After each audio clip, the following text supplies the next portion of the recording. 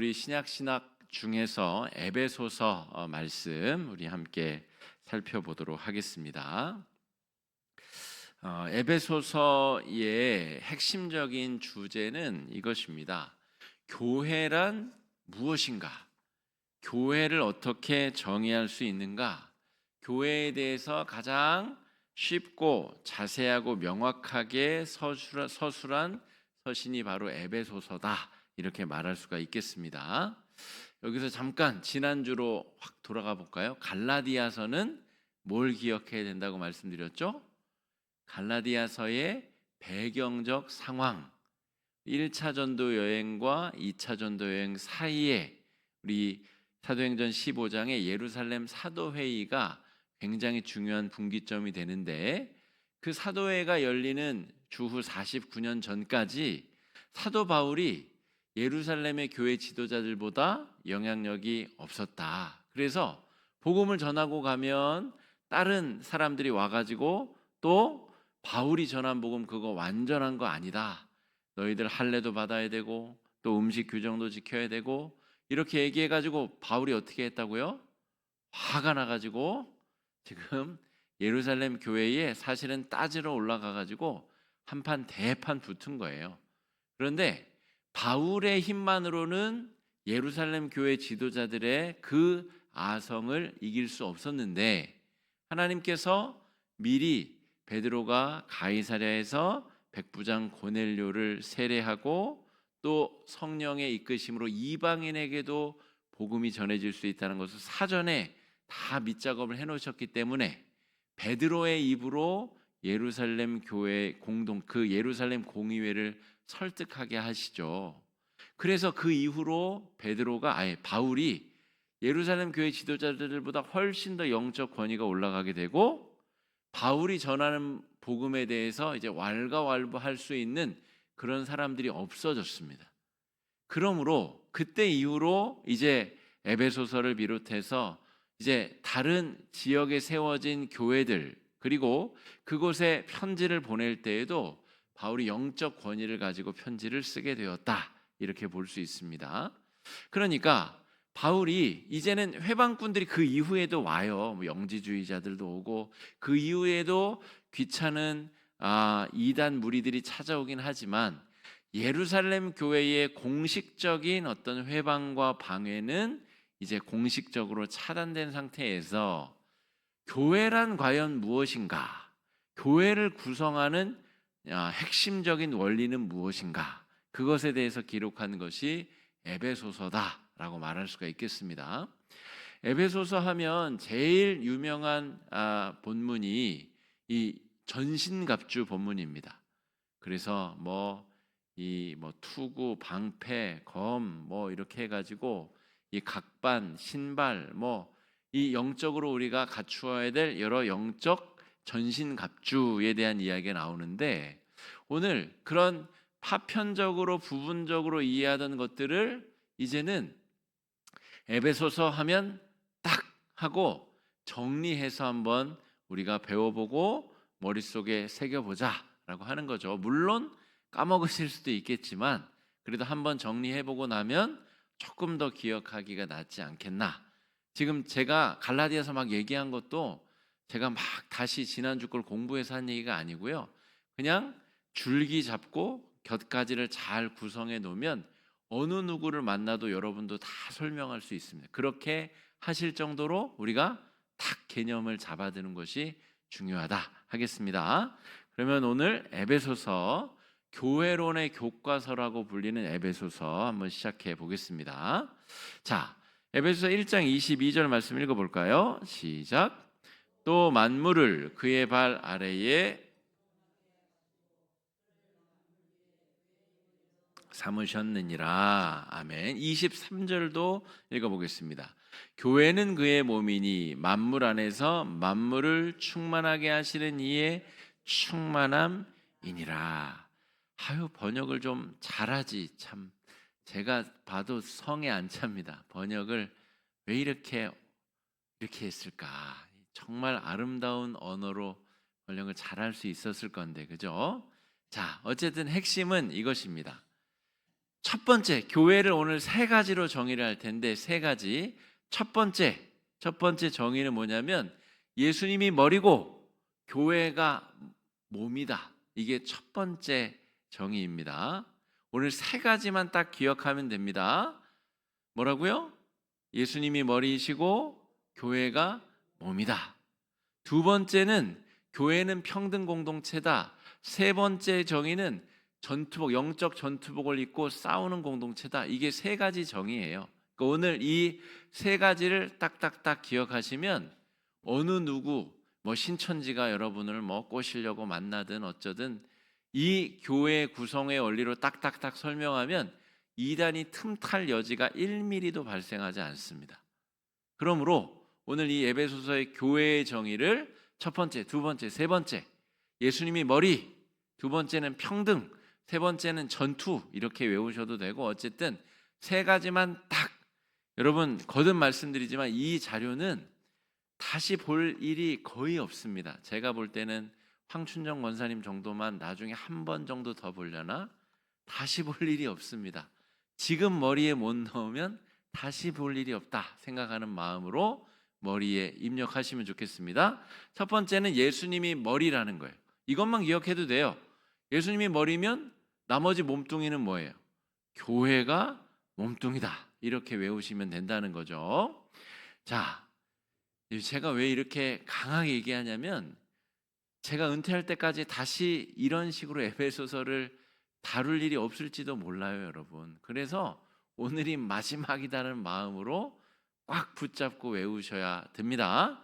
자, 그래서 그 첫 번째 줄기의 내용이 뭐냐면, 자, 몸이 머리의 명령을 따르듯이 교회는 예수 그리스도의 명령과 정신을 따르는 공동체여야 된다라고 하는 겁니다.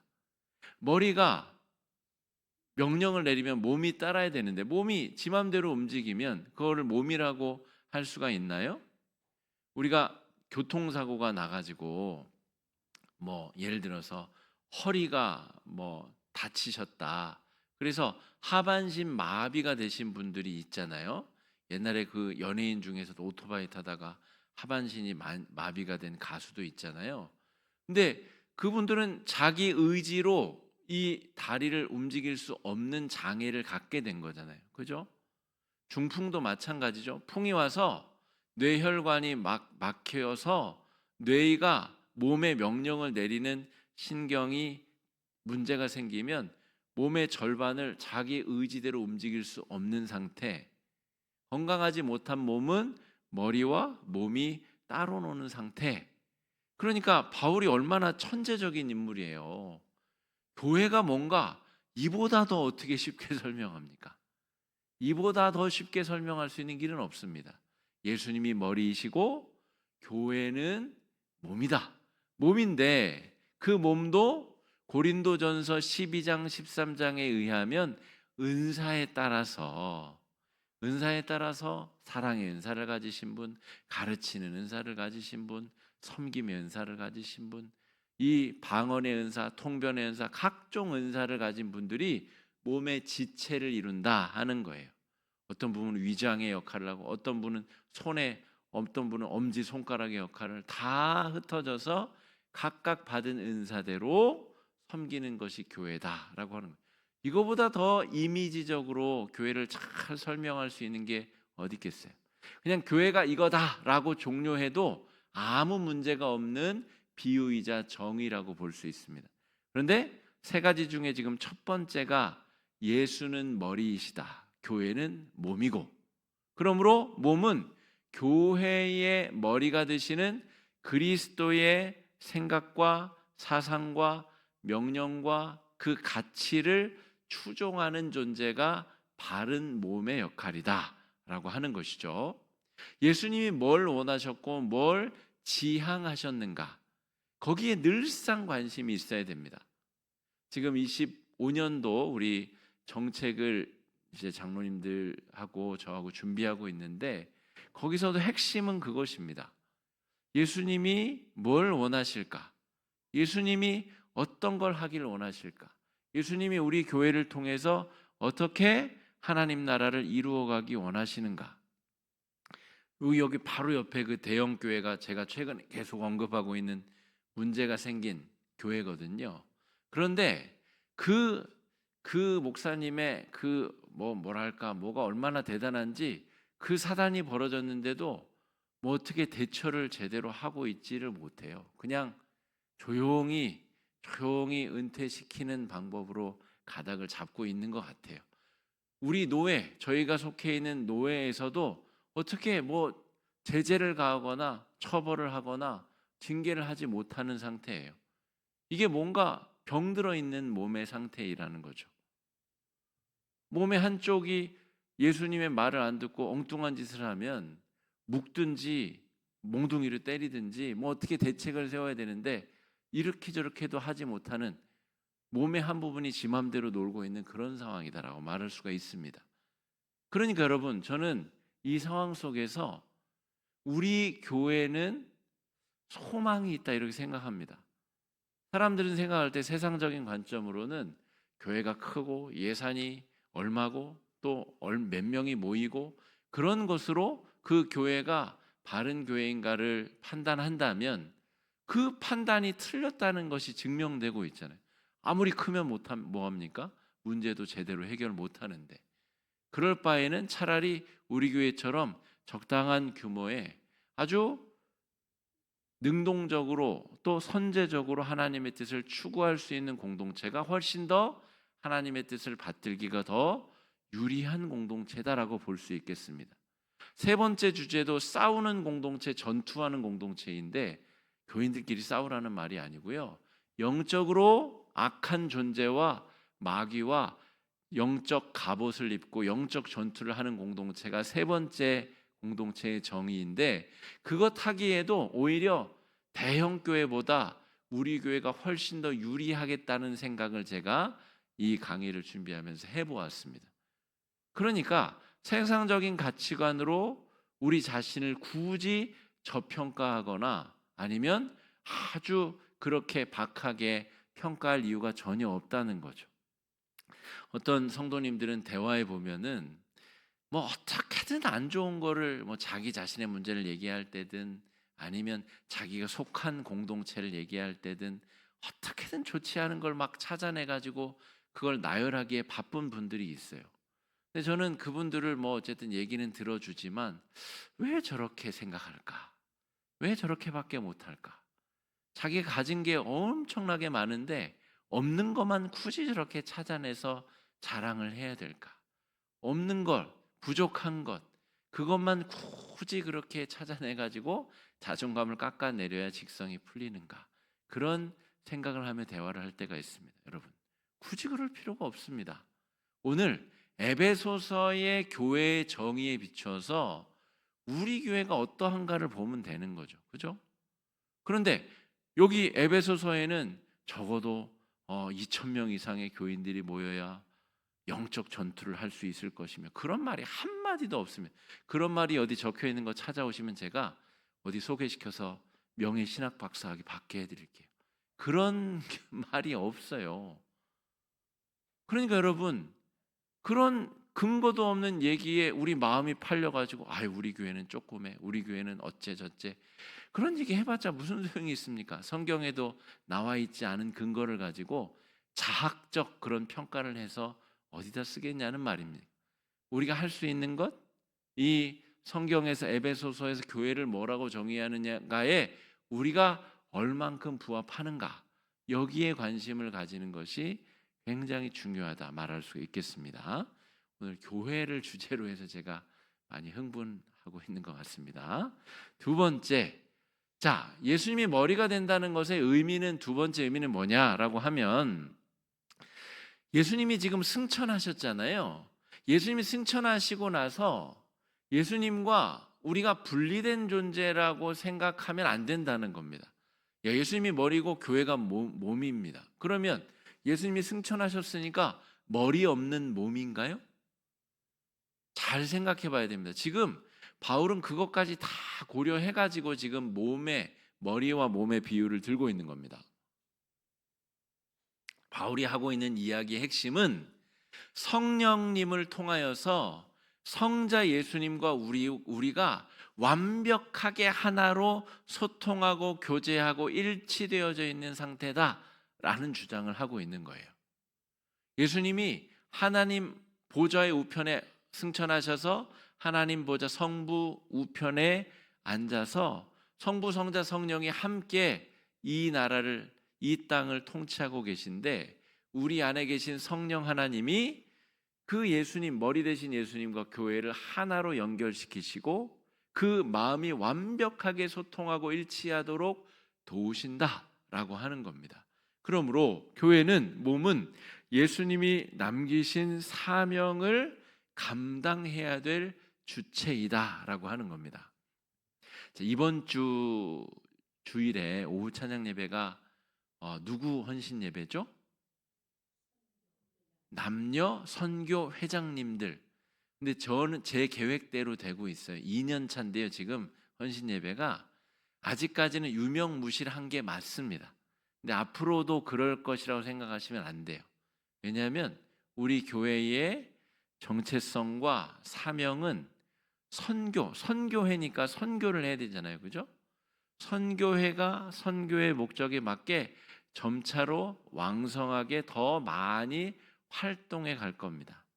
지금까지는 그냥 선교회장님들 모여서 잠깐 특송 준비하고 그렇게 하는 것으로 우리가 받아들일 수도 있으나, 여러분, 우리 교회가 벌써 2년째 해외 선교 여행을 다녀왔어요. 이미. 여러분, 제가 부임했을 때만 해도 이거를 진짜 선교를 가려면 정말 10년은 걸리지 않을까? 제 마음속에 그럴 정도로 선교지를 향한 동력이 많이 떨어져 있었는데, 그래도 부임한 지 6년 차에 5년 차인지 6년 차인지 5년 만에 선교 여행을 갔다니까요. 그리고 별일 없으면 내년에도 계속해서 선교지도 가고, 가능만 하다면 1년에 2군데 3군데 선교지를 가서 우리가 영적 에너지를 받아오고, 우리가 선교지에 있는 듯한 마인드로 우리가 그렇게 신앙생활하는 것이 우리 교회의 목표와 방향성입니다. 그러므로 예수님이 땅끝까지 복음을 전해라 라고 하신 그 사명을 감당하는 것이 교회의 본질이죠. 근데 교회가 우리 교회 어떻게 하면 아름다운 건물을 지을 수 있을까? 예수님이 그런 사명을 남기신 적이 없어요. 너희들 모여가지고 서로 경쟁해서 누가 예쁜 건물 짓나 그거 대결해라. 교회 건축 대상 누가 받나 그거 여러분 그렇게 해라. 그런 명령 남기신 적 있나요? 그런 적이 없습니다. 사람 많이 끌어모아가지고 총력전도 주일 해가지고 몇 명 초청했다는 거 기록 세워라. 그런 거 우리에게 명령 남기신 적이 없습니다. 우리에게 남기신 사명이 뭔지를 분명히 집중하고 나아가는 것이, 그게 좋은 겁니다. 그게 우리가 해야 될 일이고, 그걸 하면 할수록 교회 공동체는 건강해지고 존재의 이유를 확실하게 하게 된다는 거죠. 우리가 이 두 번째 기준에 지금 부합하는 공동체인가를 생각하면 됩니다.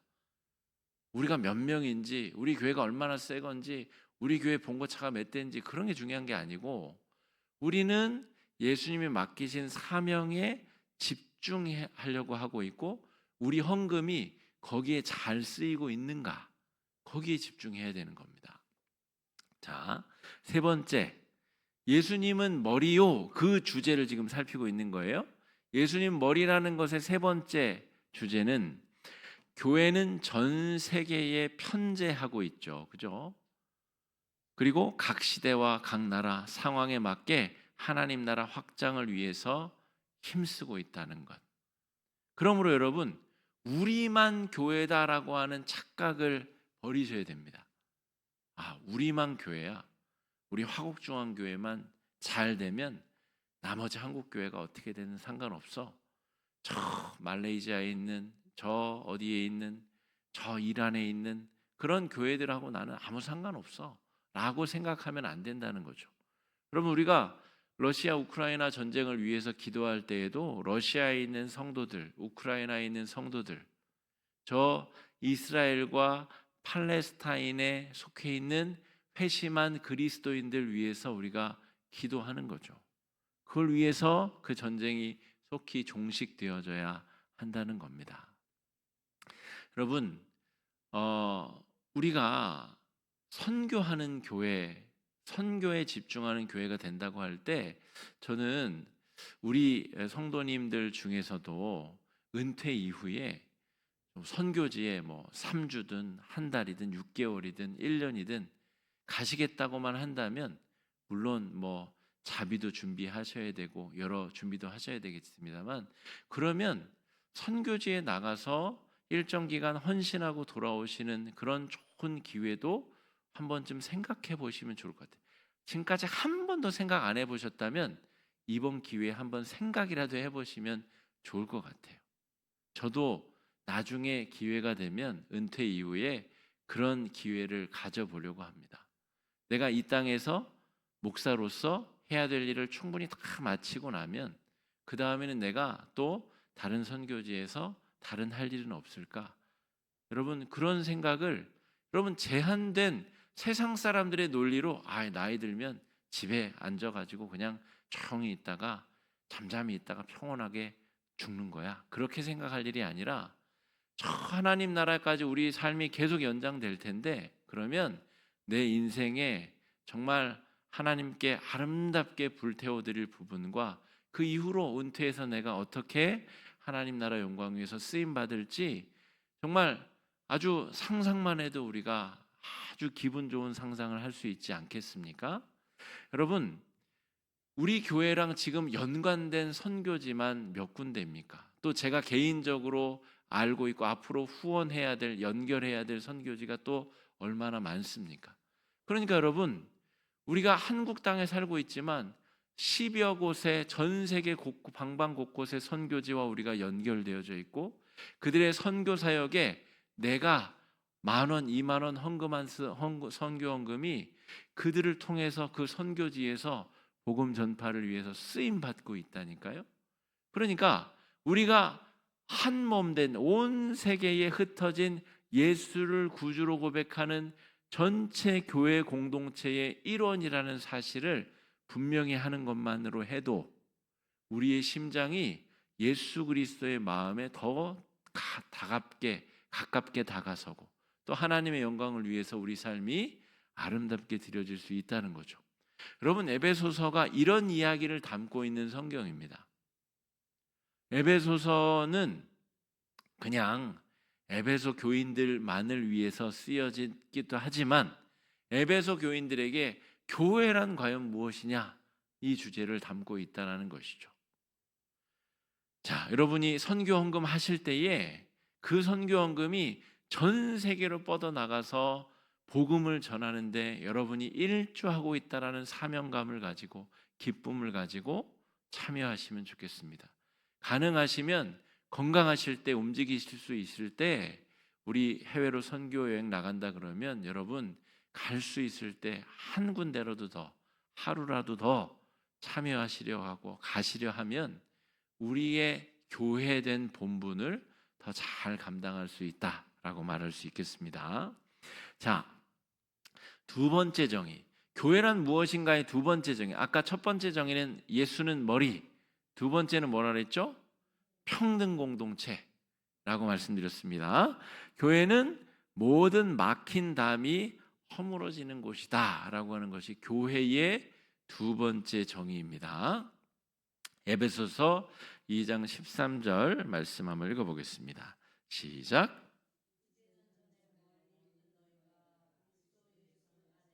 그리스도의 피로 가까워졌느니라. 자, 멀리 있던 너희가 그리스도 예수 안에서 그리스도의 피로 가까워졌느니라. 여러분, 제가 계속 말씀드렸던 교회들이 있잖아요. 백정이 장로가 됐더니 그 양반들이 따로 떨어져 나가가지고 교회를 세웠던 교회, 그런 교회들이 서울 시내에 꽤 됩니다. 여러분, 백정하고는 같이 신앙생활 못하겠다는 거예요. 백정이 장로가 되는 그 백정 장로가 결정한 내용에 따라서 내 신앙이 결정되는 걸 못 견디겠다는 거예요. 여러분, 그걸 어떻게 신앙이라고 합니까? 교회의 정의를 부정하는 거죠. 그럼 교회는 멀리 있던 너희가 예수의 피로 가까워진 사이가 되었다는 거예요. 그래서 초대교회에도 주인과 노예가 한 교회에서 신앙생활을 하였고, 남자와 여자가, 부자와 빈자가, 장애인과 비장애인이 함께 믿음의 신앙생활을 했다는 거죠. 물론 나랑 안 맞는 사람이 있죠, 그죠?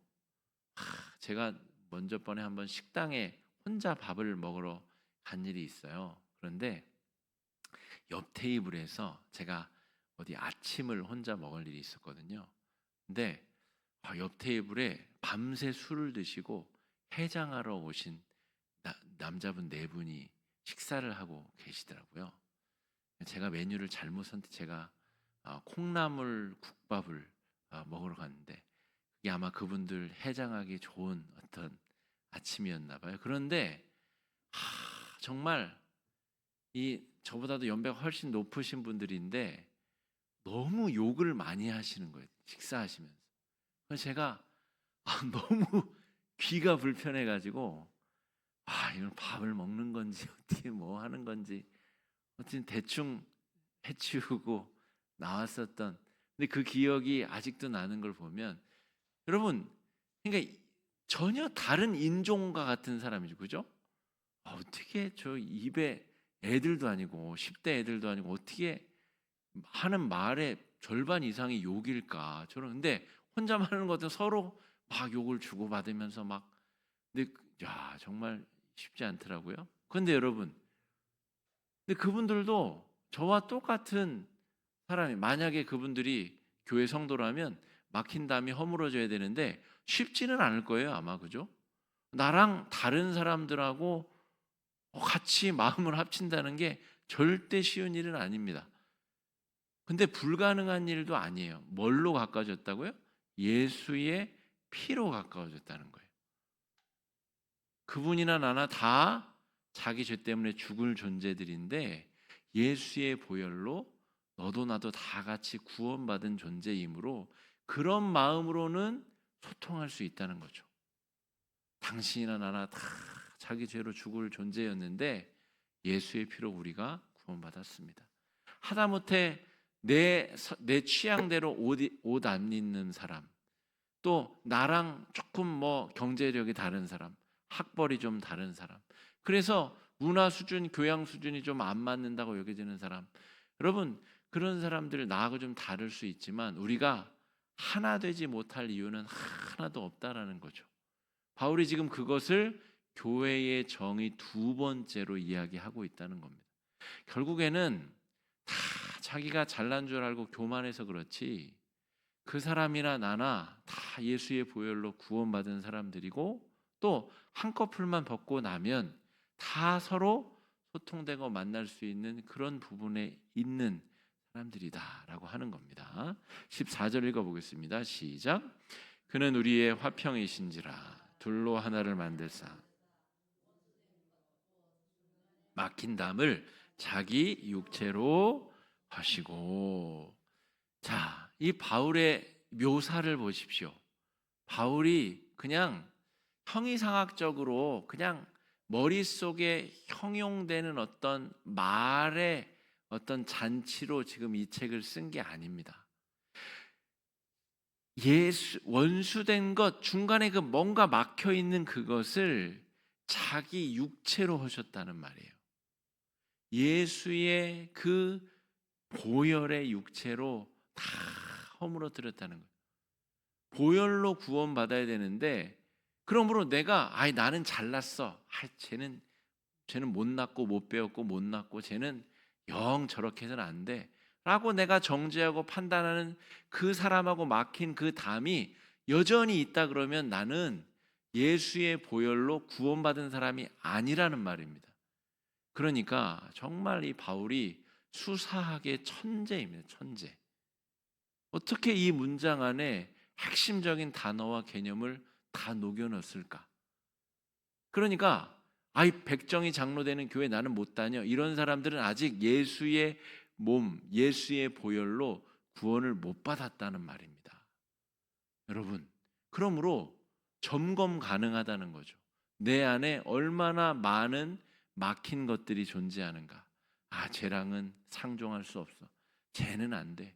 저렇게 하는 건 안 돼. 이렇게 생각하는 것들이 많으면 많을수록 예수의 보혈과 내가 관련이 없다는 것을 스스로 방증하는 것이다 라고 할 수가 있겠습니다.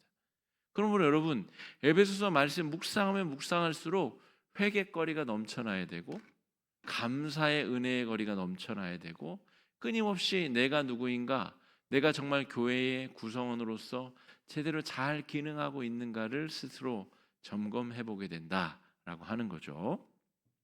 자, 첫 번째, 평등 공동체라고 하는 첫 번째 의미는 예수님은 인종, 신분, 성별, 학력, 부자와 빈자 등의 모든 경계를 십자가 위에서 다 허물어 주셨다라고 하는 거죠. 예수님이 돌아가실 때 성소와 지성소를 가로막고 있는 휘장이 위로부터 아래로 찢어졌죠. 하나님이 찢으셨다는 말입니다. 그러므로 내가 너와 만나지 못할 일이 없다라고 하는 거죠. 자, 제가 질문 한 가지 해보겠습니다. 직업적으로 주의를 지킬 수 없는 분들이 있어요. 의사, 소방관, 경찰 뭐 이런 분들이 있잖아요. 꼭 계셔야 되는, 그 자리에 꼭 없으면 안 되는 분들, 원자력 발전소의 안전을 지키는 분들. 근데 그분들은 예수 믿으면 안 되나요? 그러면 예수 믿어야죠. 근데 직업이 그래요.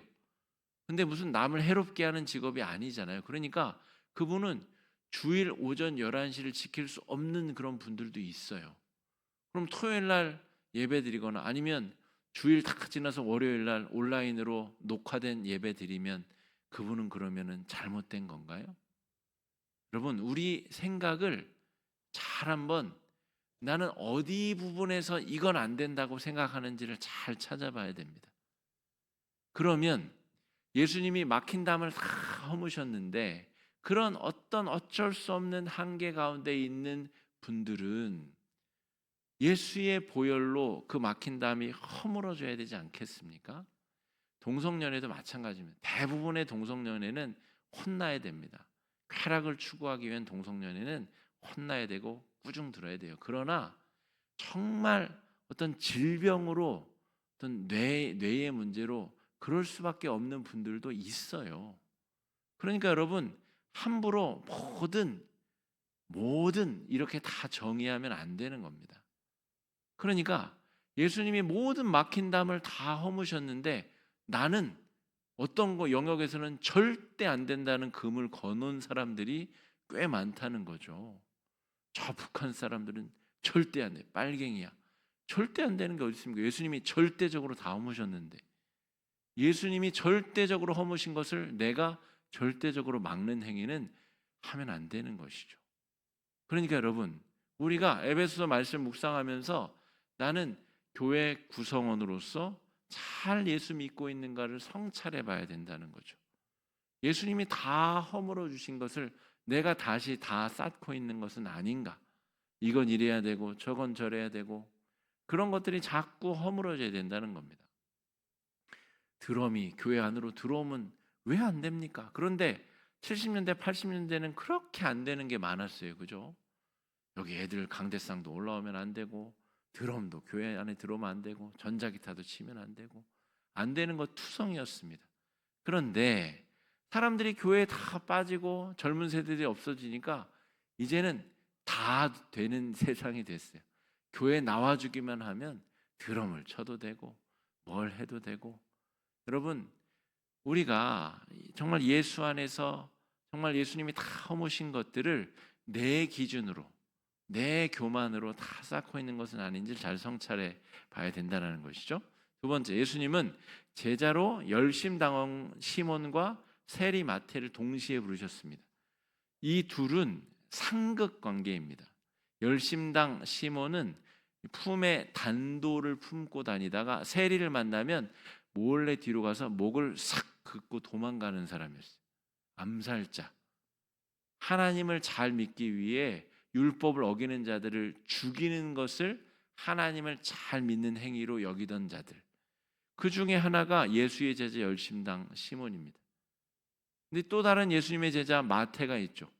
그러니까 둘을 공동체 안에 같이 넣어놨단 말이죠. 언제 죽여도 이상하지 않을 두 사람을. 예수님이 왜 이렇게 하셨을까요? 이거 작은 교회의 정의라는 거죠. 12 제자가 작은 교회인데 서로 다른 이들이, 서로 미워하는 이들이 예수의 보혈로 하나가 되고 가까워질 수 있는 공동체. 이 세상에는 찾아보기 어려운 공동체. 저 천국에서만 맛볼 수 있는 은혜를 경험할 수 있는 공동체. 그게 교회라는 겁니다.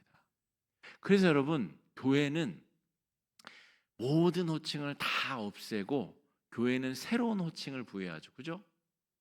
뭐 교회 왔는데 아이고 회장님 오셨습니다. 아이고 사장님 오셨습니다. 아이고 공장장님 오셨습니다. 아이 사원 왔는가? 그런 거 보셨어요? 그게 교회 공동체를 구성하는 원리이기 때문에 그렇습니다. 다 성도인데 일을 맡기기 위해서 재정 부장을 맡기는데 세 가족을 맡길 수 없으므로 그 중에 안수 집사를 세우고 권사를 세워서 그분들은 검증이 됐기 때문에 재정 부장도 시키고 재정 부원도 시키고 이렇게 하는 거죠. 그런 섬김을 위해서 새로운 직임을 형성하게 되는 거죠. 본래는 다 성도입니다. 다 성도. 예수 믿기로 교회 안으로 들어오면 교장 선생님이든 아니면 교생 선생이든 다 들어와서 똑같이 성도로서 교제하는 거죠. 이 원리를 이해하고 직분에 대해서 파악해야 집사님, 권사님, 장로님, 목사님 부를 때도 그 의미가 선명해질 수 있습니다. 이런 개념이 없으면 교회에도 똑같이 회사 들어간 것처럼 열심히 다니면 승진하듯이 권사되고 승진하듯이 안수집사 되고 그렇게 생각하시는 분들이 아직도 있습니다. 그런 것은 교회의 구성 원리에 절대로 맞지 않는다는 것. 오늘 에베소서에서 분명히 그 이야기를 하고 있다는 거죠. 세 번째, 우리 시대의 교회의 차별의 벽은 무엇인가?